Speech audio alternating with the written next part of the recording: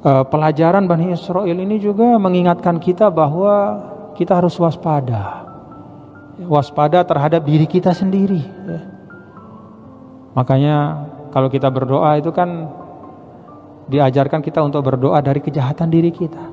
Kalau ada khotib misalnya sedang ceramah itu, wa na'udzubillah min syururi anfusina wa min sayyiati a'malina. Kita ini perlu berlindung dari diri kita. Karena seperti contoh Bani Israel ini, ya, mereka tertahan, tidak mengikuti kebenaran yang datang, yang dibawa oleh Nabi kita, Nabi besar Muhammad Sallallahu Alaihi Wasallam, karena ada kesombongan di dalam dirinya. Jadi kita perlu bapak-bapak, saudara-saudara ya untuk berdoa, berikhtiar untuk membersihkan sifat-sifat kita. Sifat-sifat yang ada di dalam diri kita. Jangan sampai pengetahuan yang semula mulia, ilmu yang seharusnya bermanfaat, itu ternyata terhalang kemanfaatannya karena kesombongan kita.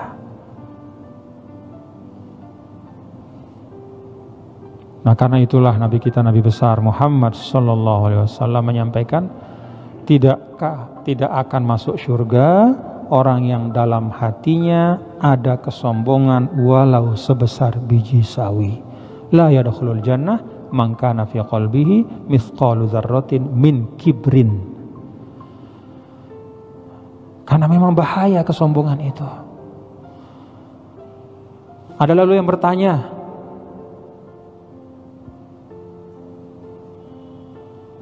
anna rajul yuhibbu ayakuna thawbuhu hasanan wa na'luhu hasanah.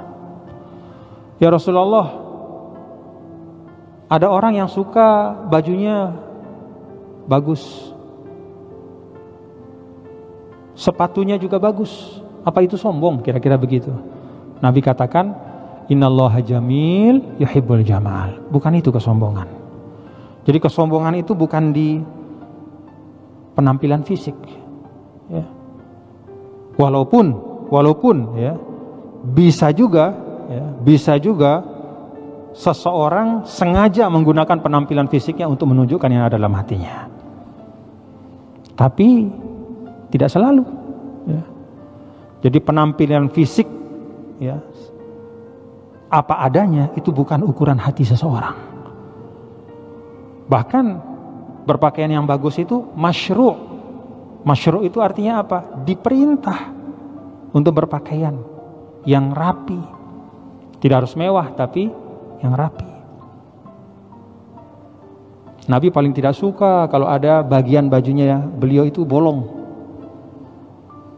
Maka beliau menjahit sendiri bajunya yang bolong.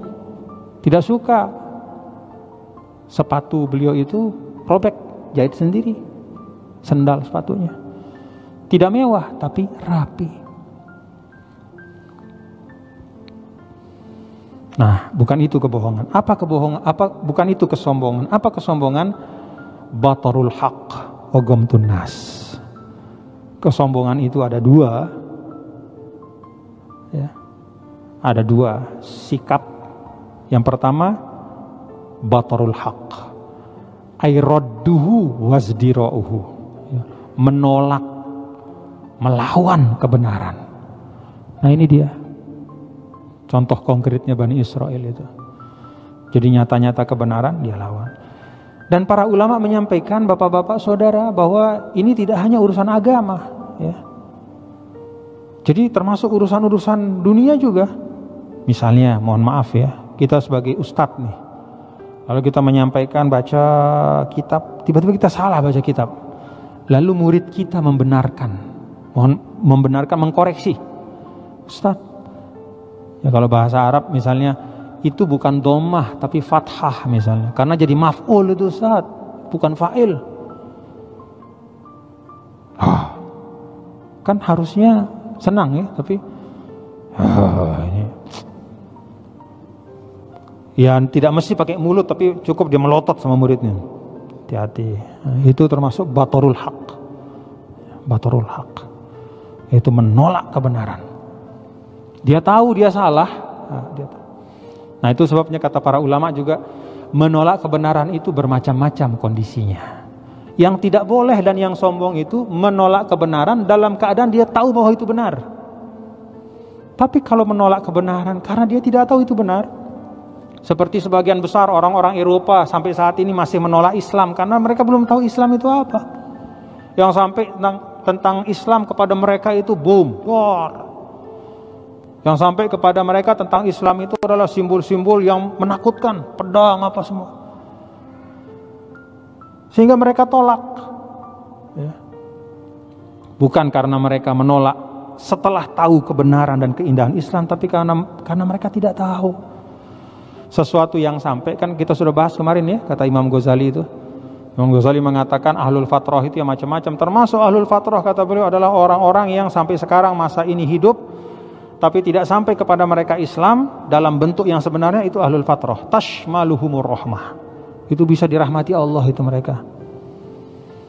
Yang repot tuh kayak kita ini ya.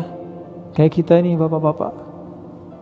Bapak ibunya Islam, kita lahir Islam, ya. Kita tahu sholat wajib tapi nggak sholat. Nah itu yang repot. Udah tahu kita Islam, inilah pilihan hidup kita, tapi tidak kita kerjakan. Itu bahaya kita. Jauh lebih bahaya daripada orang yang belum Islam, ya, tidak masuk Islam, karena itu dia tidak sholat, tidak zakat, tidak puasa, karena belum sampai kepada mereka kebenaran Islam. Jadi hati-hati. Tuh di ujung mana misalnya negara Eropa, ada Slovenia namanya, kemudian Hongaria, Rumania, di kampung-kampung banyak orang yang nggak ngerti tentang Islam. Secara fikih, ya memang dia kufur, tapi hati-hati kita. Hati-hati. Dia tidak beriman bukan karena menolak, karena belum sampai Islam itu dalam bentuk sebenarnya. Nah jadi itu kondisi ya. Kondisi yang dimaksudkan adalah oleh Rasul sebagai kesombongan, menolak kebenaran adalah kalau orang menolak kebenaran dalam keadaan dia tahu itu benar. Kalau menolak kebenaran karena dia tidak tahu itu kebenaran, bukan sombong. Kalau menolak kebenaran karena dia mengira ya, ada suatu alasan, ada satu perspektif yang membuat kesamaran sehingga dia menyangka itu adalah kebatilan, juga bukan sombong. Jadi dalam Islam itu jelas ya bahwa al-hujjah qamat ala man balaghut dakwah, bahwa pertanggungjawaban itu akan diminta dari orang yang sudah sampai kepadanya kebenaran itu. Makanya kita ini ahlu dakwah, misalnya tuan guru, ustadz ya, atau kita lah sebagai umat Islam, jangan kita sombong. Hati-hati. Jangan sampai di NTB ini ada orang yang tidak sampai kepadanya dakwah. Tuan guru banyak, tapi kadang-kadang kita ini majelisnya mutar-mutar di situ, tapi ada sisi-sisi, sudut-sudut yang belum tersentuh. Hati-hati. Nanti ketika dia meninggal ditanya sama malaikat, dari mana ente? Wah, saya di Lombok. Kok ente nggak sembahyang? Apa itu sembahyang katanya? Loh, banyak tuan guru di sana. Ada tuan guru Fahru Rozi, tuan guru Bajang. Nggak pernah dengar, saya nggak pernah datang katanya. Repot kita itu tuan guru. Repot kita itu. Jadi syaraf ya, yuqabiluhu mas'uliyah. Dakwah itu kehormatan ya, jadi ahlu dakwah itu kemuliaan, tapi di situ ada tanggung jawab yang besar. Jadi kita sama-sama ya saling mengingatkan dengan penuh kasih sayang, dengan kerendahan hati ya. Nah, yang kedua itu ghamtun nas ya. Tanda sombong itu pertama menolak kebenaran, yang kedua merendahkan orang lain. Kalau kita lihat Bani Israel itu dua-duanya ada ya. Pertama mereka menolak Nabi Muhammad SAW padahal sifatnya jelas nyata mereka tahu itu benar. Yang kedua ghamtun nas, merendahkan manusia. Apa kata mereka? Nahnu abna'ullah wa ahibba'uhu. Kita ini kekasih Allah, yang lain-lain itu kelas 2 semua. Sya'bullah al-mukhtar, kami ini umat yang terpilih, bangsa yang terpilih. Lalu semua dihina, direndahkan. Hati-hati. Mohon maaf ya Bapak-bapak saudara, kadang-kadang kita dalam kehidupan keseharian Tidak sadar kita. Gomtunas ini kita lakukan. Ada orang kita nggak suka karena etnis tertentu, kita umpat etnisnya. Dalam Islam itu tidak boleh mengumpat etnis, itu tidak boleh. Tidak ada orang memilih lahir jadi orang Cina, tidak ada. Memilih jadi orang Arab, tidak ada. Jadi orang Lombok, kita lahir ya ini sudah bentuk kita lahir. Maka urusan etnis, suku, bangsa itu tidak dibahas dalam Islam. Yang dibahas adalah iman dan amal soleh. Maka saya mohon kepada kita ya, jangan ikut-ikutan ya, dalam situasi apapun. Jangan stereotyping orang. Apa itu stereotyping orang?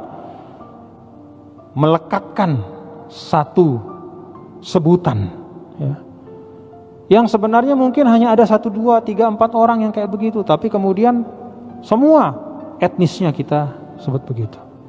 Itu tidak boleh. Itu termasuk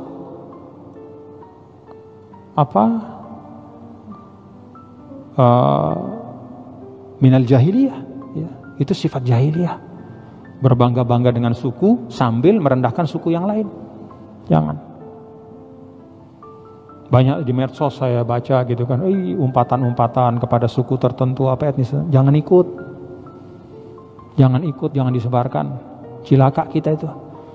Karena bukan itu ajaran Islam.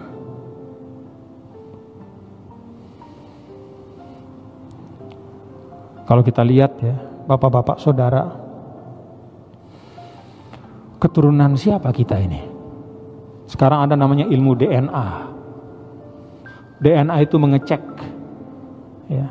Kan semua bangsa-bangsa di dunia ini punya DNA-nya, rumpun-rumpunnya ya. Kenal Ibu Najwa Shihab, anaknya Pak Quraish Shihab? Itu syarifah. Begitu dicek DNA-nya hanya 6% darah Arabnya. Sisanya itu 94% kalau tidak salah, itu macam-macam. Ada macam-macam. Ada Eropanya di situ, ada Taiwannya di situ, macam-macam. Itulah hebatnya Al-Quran. Dari awal Al-Quran mengatakan, Inna khalaqnakum min zakarin wa unsa. Laki perempuan. Itu prinsip, tidak ada lagi yang ketiga ya, laki perempuan. Wa ja'alnakum syu'uban wa qabail. Lalu dilepas oleh Al-Quran. Dilepas. Kami jadikan bersuku-suku, berbangsa-bangsa, lita'arafu, untuk saling mengisi. Jadi jangan kita sebut-sebut etnis orang, apa suku ini. Jangan. Pertama karena kita tidak tahu isi darah kita ini kayak apa ya, berapa persen. Saya orang Sasak ya, Sasak itu apa? Cek ternyata macam-macam. Mungkin punya darah dari Taiwan, dari Kenya dulu. Itu kan nenek moyang kita dari Kenya, dari Afrika sana. Ya. Jadi jangan ngata-ngatain orang dengan bedang apa. Siapa tahu kan? Nggak tahu kita ya. Nggak tahu.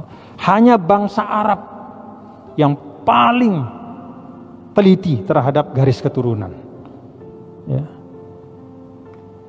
Terutama itu Al-Ashraf. Itu keturunan dari Nabi kita, Nabi besar Muhammad SAW. Tapi itu pun dalam hal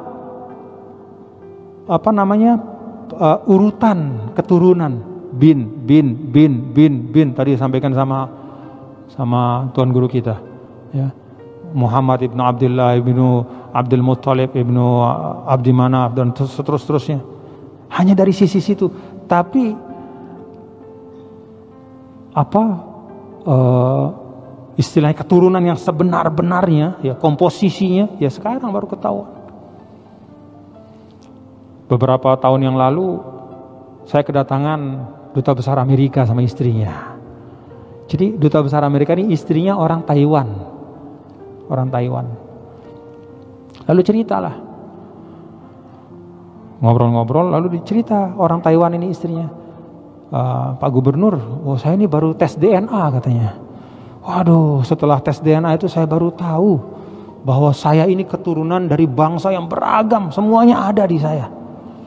sekian persen ini, sekian persen ini, sekian persen, sekian persen. Jadi saya sudah tidak berani